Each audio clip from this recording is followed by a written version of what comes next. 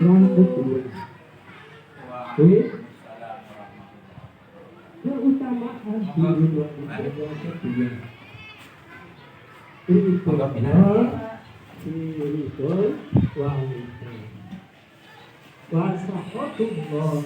diri Bagaimana kabarnya Pak? Alhamdulillah sehat. Hari ini terlihat segar sekali ya Pak.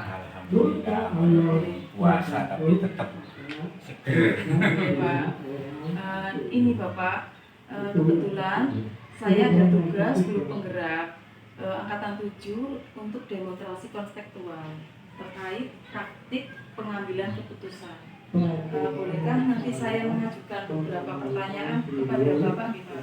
Silakan selagi kalau memang itu diperlukan,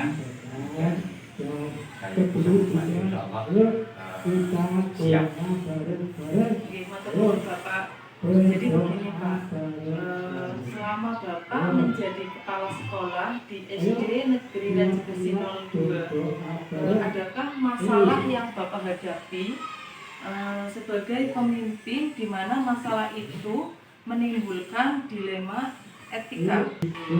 Terkait dengan apa yang disampaikan bahwa selama menjadi kepala sekolah di SD Raji Besi 2, yang jelas setiap lembaga tentunya juga tidak lepas dari permasalahan yang timbul di lembaga itu sendiri.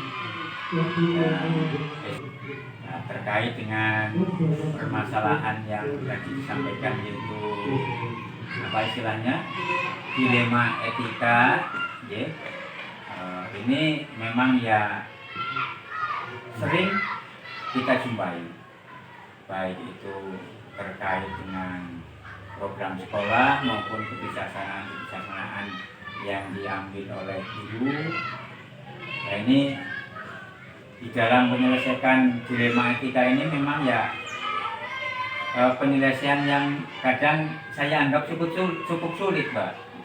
Karena terus terang saja kita harus memilih baik melawan baik, benar melawan benar. Jadi kalau hal-hal seperti ini kadang saya juga merasa bingung. Nah, ini mana yang harus kita pilih, kita tentukan. Nah, ini saya umpamakan ada 2 orang guru yang punya usul, artinya punya program yang sama-sama baik. Umpamanya guru A mengusulkan suatu program ekstrakurikuler umpamanya. Kemudian guru B juga sama-sama mengusulkan program ekstrakurikuler di SD Raji Besi 2. Nah, otomatis kan saya selaku pimpinan, ya yang pertama yang jelas harus menghargai kedua usulan itu, yang suatu saat harus kita pilih. Karena mungkin keterbatasan yang ada di SD Raji Besi 2 belum memungkinkan kedua-duanya untuk dilaksanakan. Mana yang terbaik? Nah, di antara kedua program ataupun kedua kasus itu, nah, kita inventarisir. Nah, di antara yang diusulkan oleh 2 orang guru ini, apakah dua-duanya sudah ada dalam program sekolah? Dalam hal ini apakah sudah masuk ke dalam kurikulum? Kalau misalnya ekstra kan paling tidak kita harus masuk kurikulum ya Mbak ya. Kalau misalnya kebetulan yang satu sudah ada dalam program yang ada dalam kurikulum, kok yang satu belum, ini jelas akan sangat membantu Pak. Tentunya yang kita utamakan, kita prioritaskan adalah program yang diusulkan oleh guru A atau B yang kebetulan sudah masuk ke kurikulum. Wah, keputusannya sangat solutif sekali ya Pak ya. Ya, yang jelas. Jadi begini Pak, dalam modul saya itu yang saya pelajari itu ada 2 jenis dilema, yaitu dilema etika yang merupakan dilema kebenaran lawan kebenaran, kemudian rujukan moral yang merupakan kebenaran lawan kesalahan. Untuk pertanyaan yang pertama nih Pak, jadi menurut Bapak, terus Pak yang Bapak tadi ceritakan tadi itu Bapak dapat mengidentifikasi kasus yang Bapak tadi ceritakan yang muncul kira-kira termasuk dilema etika atau bujukan moral, gitu Bapak. Terima kasih Bu Ana. Jadi kalau tadi yang saya sampaikan itu kita lebih ke dilema dilema etika. Oke, dilema Karena etika, kebetulan tadi saya ambil contoh 2 orang guru yang mengusulkan masing-masing mengusulkan program yang baik, ya yang baik tentunya benar gitu ya. Tapi kita harus dihadapkan pada untuk memilih salah satu atau menentukan salah satu. Makanya yang tadi saya sampaikan itu termasuknya juga dilema etika. Jadi, yang kadang untuk memilihnya atau menentukan mengambil keputusannya ini akan lebih sulit. Karena harus memilih antara yang benar dengan yang benar gitu. Iya, Jadi, Pak. Bagaimana nggih Pak? Bagaimana Bapak menjalankan pengambilan keputusan di sekolah mengenai kasus-kasus di mana 2 kepentingan tadi yang sama itu benar dan mengandung nilai kebajikan? Yang jelas tadi di depan sudah saya sampaikan sebagai pembuka mungkin bahwa kita tetap harus kita lihat ya, kita program yang diusulkan oleh rekan-rekan guru itu apakah sudah tercover di kurikulum sebagai pedoman kita dalam bekerja.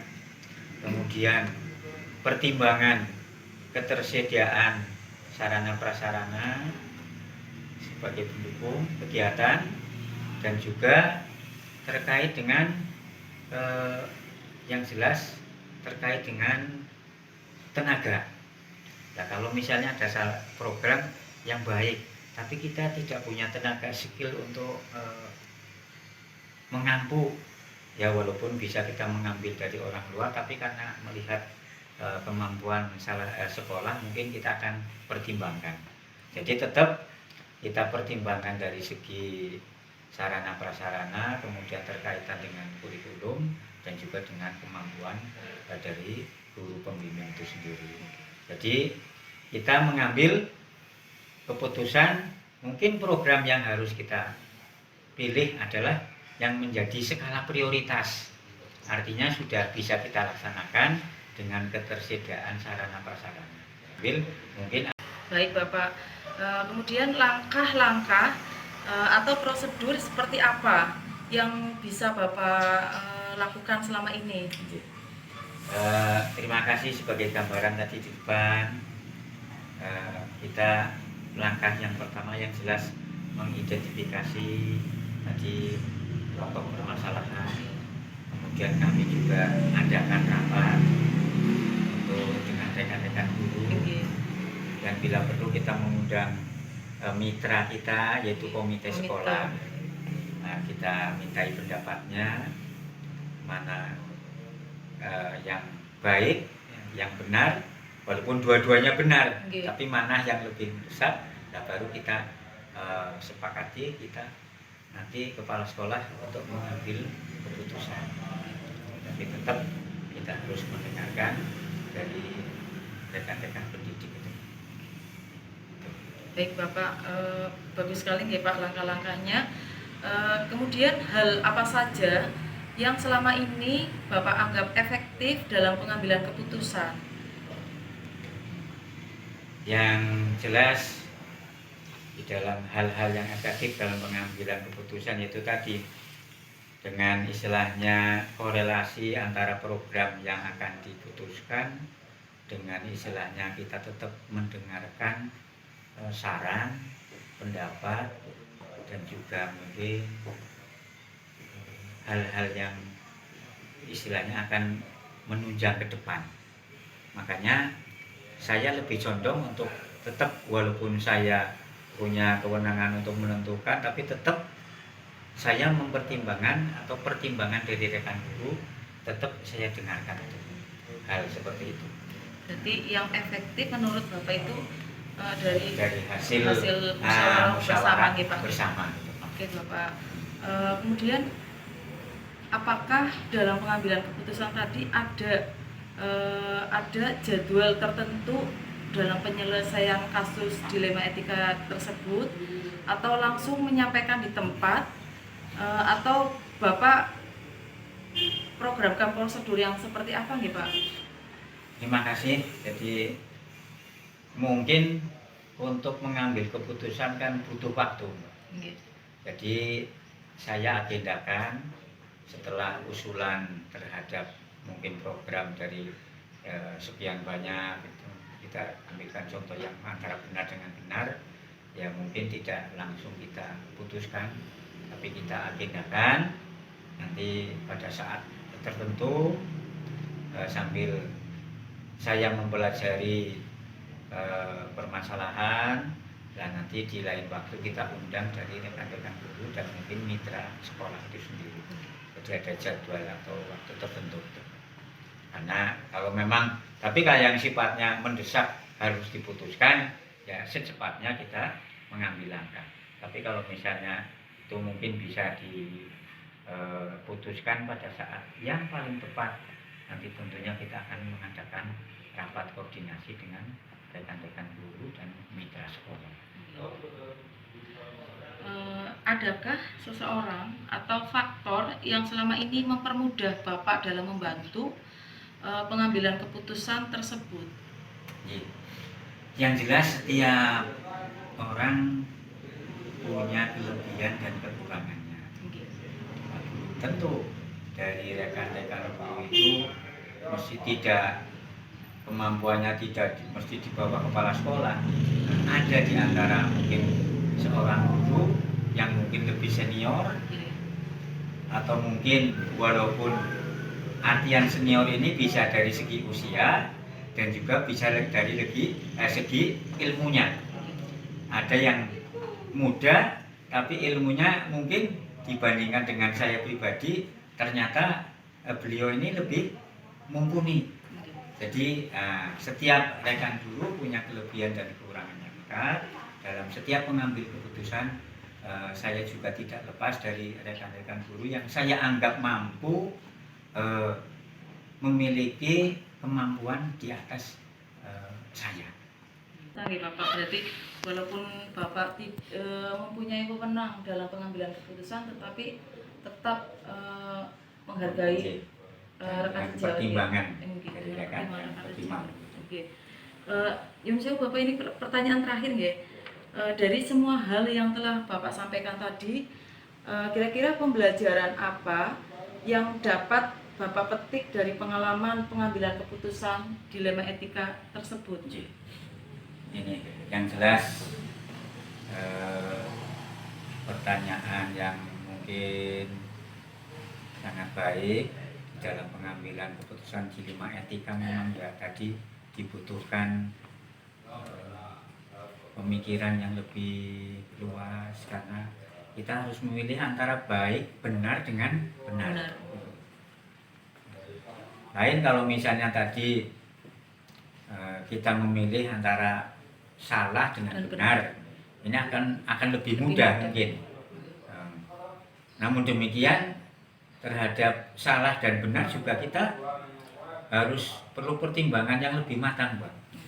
Sebab biasanya permasalahan-permasalahan yang baik dan benar ini justru akan lebih salah dengan benar ini akan lebih luas cakupannya. Apa mungkin itu meliputi hanya internal sekolah atau ada eksternal yang terlibat, ini akan juga sama-sama untuk sulitnya. Jadi yang saya dapat adalah sekecil apapun permasalahan, sekecil apapun kasus yang ada pada sekolah, kita tetap harus mempertimbangkan pemikiran dan juga saran dari rekan kerja yang ada di lembaga atau di sekolah ini. Berarti pengalaman Bapak yang bisa Bapak ambil itu ataskan saran dan pendapat dari rekan seluruh SD nggih. Matur nuwun nggih Bapak. Ini terima kasih sekali sudah meluangkan waktunya buat saya Bapak. Cukup sekian nggih Pak nggih wawancara dari saya. mudah-mudahan Bapak selalu diberikan kesehatan, umur panjang, dan selalu menjalankan tugasnya dengan baik. Insya Allah. Jadi, Pak, saya cukup sekian ya Pak. terima kasih. Iya. Bagaimana kabarnya Bapak? Alhamdulillah sehat. Punten ya Bapak ini. Saya itu ada tugas guru pembinaan terkait dengan demokrasi kontekstual. Ini ada praktik pengambilan keputusan yang mengandung nilai-nilai kebajikan Bapak. Jadi nanti saya mengajukan beberapa pertanyaan kepada Bapak. Jadi begini Pak, selama Bapak menjadi kepala sekolah di SD Regensi 01, itu adalah masalah yang Bapak hadapi sebagai pemimpin, di mana masalah itu menimbulkan Bapak. Yang namanya orang kerja itu Nama Allah itu banyak, Bapak namanya. pasti ada masalah yang Sembilan. Rasul yang didapatkan berapa? keputusan Sekarang Malek kebijakan itu kita lakukan dalam terbuka melakukan dimusyawarahkan dan bagaimana yang terbaik dan nanti yang disepakati oleh bersama rekan-rekan itu. Bagaimana Pak, ini bagaimana Bapak mengidentifikasi kasus yang merupakan dinamika atau kasus yang merupakan kebutuhan moral. Pemimpinnya berapa Ya, orang siapa? kita ya hubungan dengan etika Segala macam mereka siapa ya? Malaikat Jibril. Malaikat Jibril kepemimpinnya. karena kita menghadapi apa itu rekan kan Malaikat Jibril karakternya berbeda. SD dari sisi Yang satu orang renang. maunya ini, yang Malaikat satu Jibril maunya kan dari ini, Israel. beda, yang satu lagi berbeda lagi. Pakai ini. Kita harus mengambil sikap atau apa itu Hanya listriknya tak contohnya. kebijakan Setempat ya kita apa itu agar rekan itu semuanya dapat menerima. Akhirnya dulu ya. Tapi Kita begini dalam siji. Apa kilometer ya? lima etika sama agar tidak apa itu menimbulkan masalah dan apa itu masalah di Saluran di Jakarta pateni mati apa urip? apa itu namanya musyawarah terbuka. Aku harus percaya.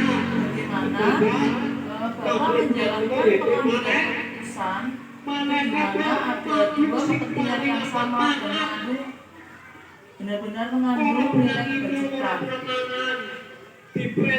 Ya itu tadi yang dikatakan apabila ada suatu pendapat yang berbeda ya.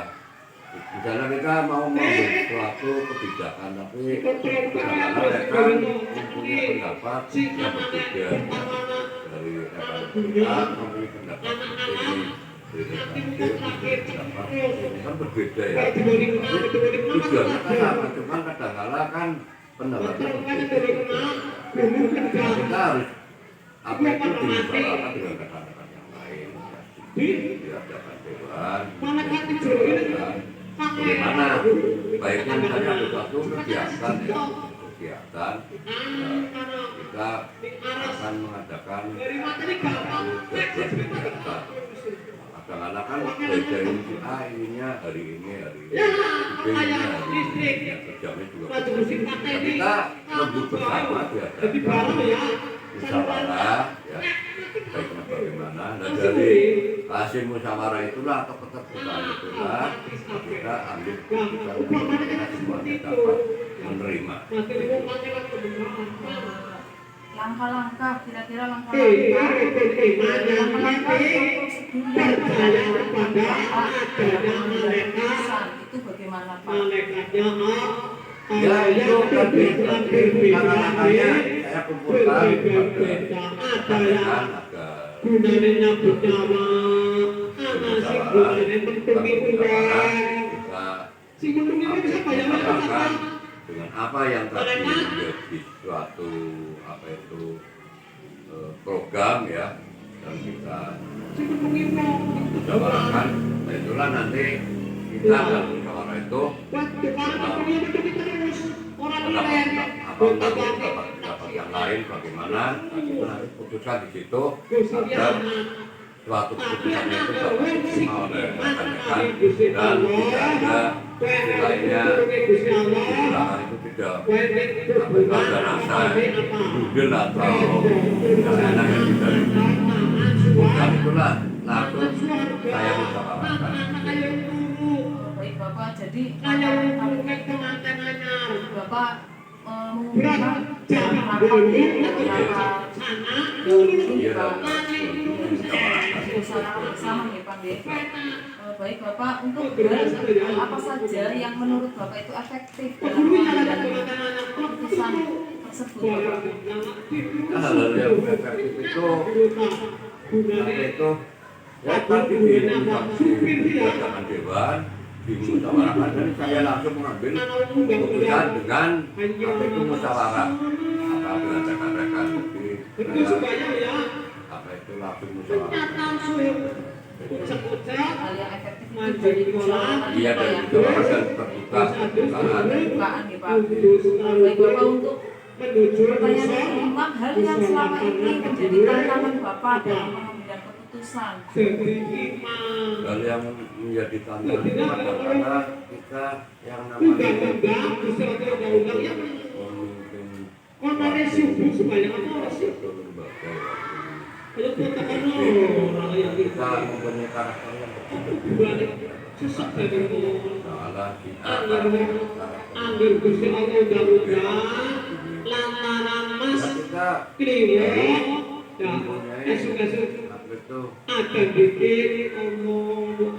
rasa seperti orang tua lah dalam membimbing anaknya.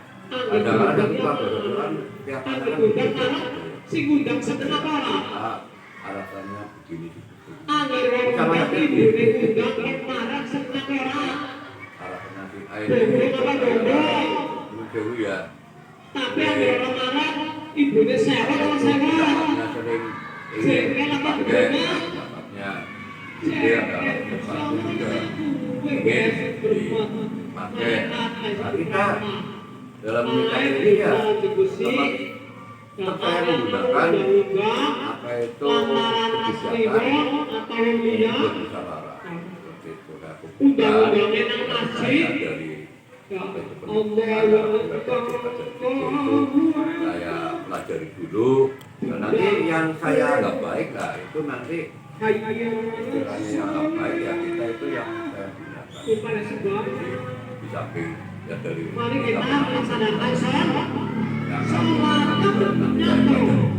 yang dianggap lebih efektif gitu. Jadi tantangan Bapak adalah perbedaan karakter dari semua Ya dulu berbeda, pendapat yang berbeda itu tantangan bagaimana dalam menghadapi situasi itu atau pendapat yang berbeda. Karena kalau kita pakai ini nanti dalamnya saya apa itu lebih condong ya pendapat ini lebih condong saya bisa mengusahakan dulu saya tadi memang itu yang bagus itu yang menjadi suatu apa itu keputusan dan semuanya harus diterima dengan lapang hati. Tidak boleh ada apa itu apakah dalam pengambilan keputusan menggunakan jadwal atau langsung menyelesaikan di tempat dalam pengambilan keputusan tersebut? Saya kalau siap mengambil keputusan itu saya langsung tidak ada jadwal besok atau besok lagi. Nah, saya menginginkan kalau ada masalah dan kita mengambil keputusan kita langsung saja bagaimana apa alangkah baiknya supaya masalah-masalah itu segera dilaksanakan atau dilakukan atau menginformasikan pada semua guru agar masalah yang tidak tadi jadi saya tidak memakai jadwal atau program saya langsung mengambil keputusan dengan cara keterbukaan dengan rekan-rekan Tidak ada jadwal ya Pak ya? Langsung tempat Iya. baik sekali Bapak. Adakah seseorang atau faktor yang mempermudah Bapak dalam pengambilan keputusan tersebut? faktor yang mempermudah Seseorang, adakah seseorang yang mempermudah dalam pengambilan keputusan? ya kalau faktor yang membantu sih tidak ada.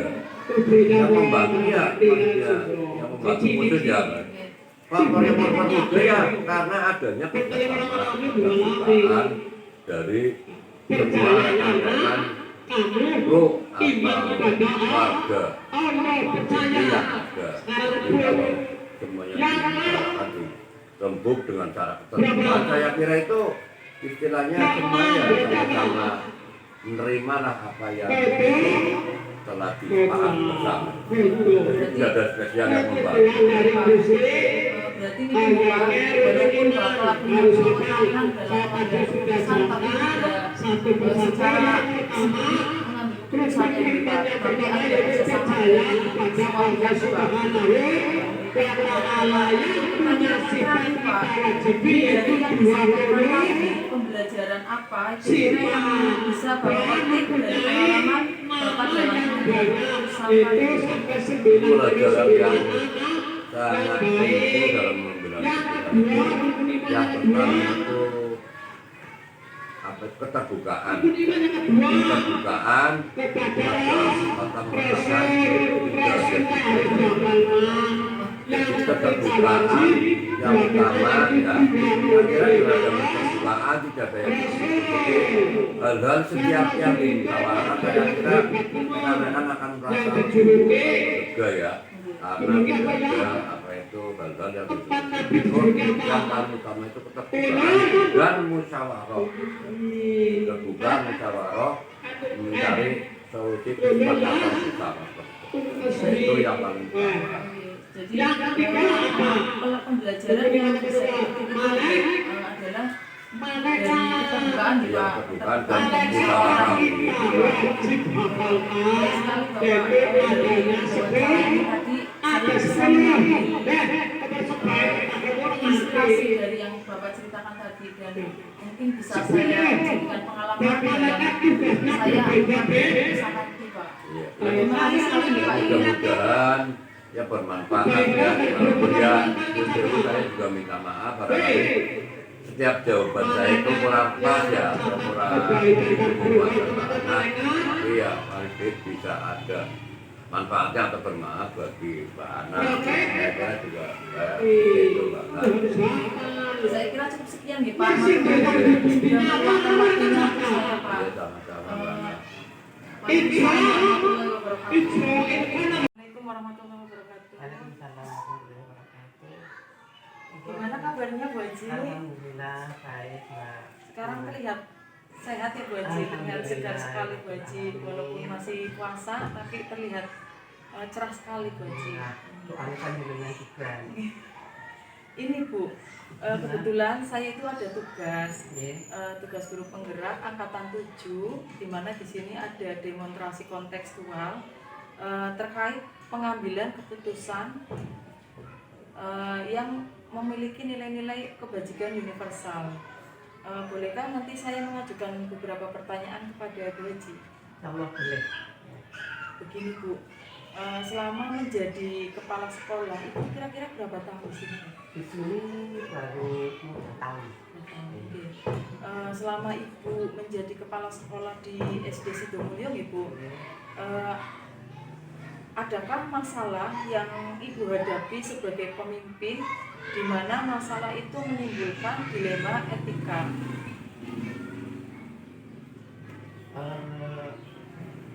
Permasalahan di SD Sidomulyo kebetulan memang sih tidak begitu istilahnya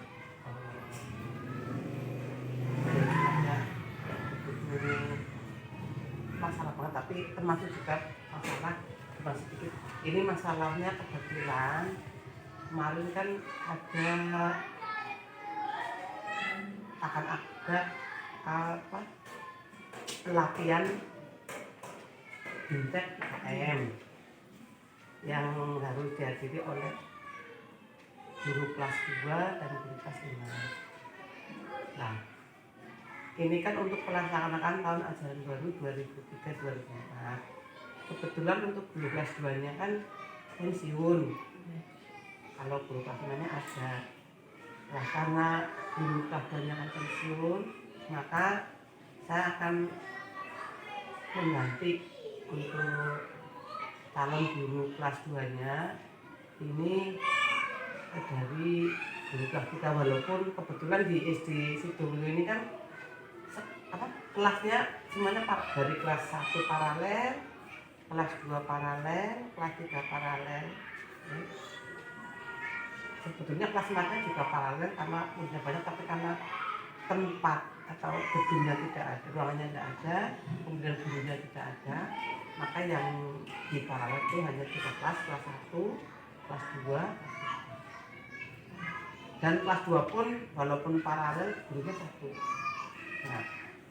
Nah, kebetulan tahun ini akan pensiun dan saya harus mengganti atau menempatkan guru kelas 2 ini akan saya ambil dari guru kelas 3 karena kebetulan harus mengatakan. Ibu dapat mengidentifikasi kasus-kasus yang merupakan dilema etika atau bujukan moral. Saya untuk mengidentifikasi permasalahan yang ada di Sidomulyo ini kebetulan tahun 2023-2024 ini akan ada pelatihan kurikulum merdeka atau kurikulum baru. Sedangkan untuk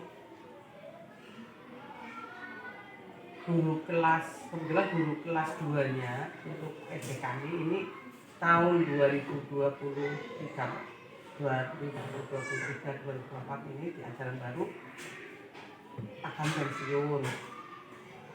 Berarti guru kelas 2-nya kan kosong. Maka rencana saya akan mengambil guru dari kelas lain. Bagaimana dalam menjalankan pengambilan keputusan, terutama kasus-kasus yang di mana ada dua kepentingan yang sama, yang mengandung nilai kebajikan. Kami untuk mengambil keputusan ini, saya mengadakan rapat dengan guru untuk menentukan apakah keputusan yang akan saya ambil ini sudah pas atau sesuai dengan yang diinginkan dari sekolah. Oke. Jadi keputusan ibu tadi yang diambil itu yang bisa diterima oleh semua warga sekolah ya. Baik ibu, sekarang prosedur yang seperti apa yang nanti ibu lakukan dalam pengambilan keputusan nanti? Kami akan meminta kepada semua dewan guru untuk memberikan masukan kelebihan dan kekurangannya. Misalkan saya harus mengambil guru yang dari kelas lain. Oke. Solutif sekali Bu ulang. Terus hal-hal apa yang selama ini Ibu anggap efektif dalam pengambilan keputusan dalam kasus dilema etika ini? Hal-hal yang menurut saya positif itu mengadakan tetap dari keputusan bersama dewan guru. Jadi hal yang efektif menurut Ibu itu yang sesuai dengan kesepakatan guru, mungkin ya? Menurut Ibu ini apakah pada pengambilan keputusan itu menggunakan jadwal tertentu dalam sebuah penyelesaian kasus dilema etika, atau nanti Ibu sampaikan diselesaikan di tempat. Itu bagaimana Ibu, prosedur Ibu dalam menjalankan keputusan itu? Kalau saya itu kalau mengambil keputusan misalnya dari hasil rapat, ya waktu itu juga waktu rapat kami langsung memutuskan keputusan di hari itu juga. Jadi langsung disampaikan di tempat Ibu, Iya. tidak memakai jadwal gitu. Tidak, tapi langsung pada hari itu juga setelah rapat selesai kemudian diputuskan. Oke Ibu. Adakah seseorang atau faktor-faktor yang selama ini mempermudah Ibu dalam pengambilan keputusan pada dilema etika ini? Alhamdulillah kami dari Dewan Guru banyak membantu saya untuk dalam mengambil keputusan ini. Oke Ibu, berarti walaupun Ibu punya wewenang dalam pengambilan keputusan, tetapi tidak serta-merta Ibu mengambil keputusan sendiri gitu? Iya, tidak. Semua permasalahan yang ada di SJ itu saya tetap dalam mengambil keputusan. Jadi dengan cara musyawarah Ibu. Iya. Baik Ibu, ini pertanyaan terakhir. Dari semua hal yang disampaikan Ibu tadi, pembelajaran yang dapat dipetik atau pengalaman Ibu dari pengambilan keputusan tadi? Pembelajaran yang saya petik dari masalah ini, semua keputusan itu memang sebaiknya kita putuskan bersama dengan musyawarah, karena keputusan dengan hasil musyawarah itu akan lebih baik dan mungkin hasilnya juga akan lebih baik. Jadi ini Ibu, pengalaman dari yang Ibu ambil itu dari keputusan yang diadakan bersama. Iya. Terima kasih Ibu. Ini wawancaranya cukup sekian Ibu.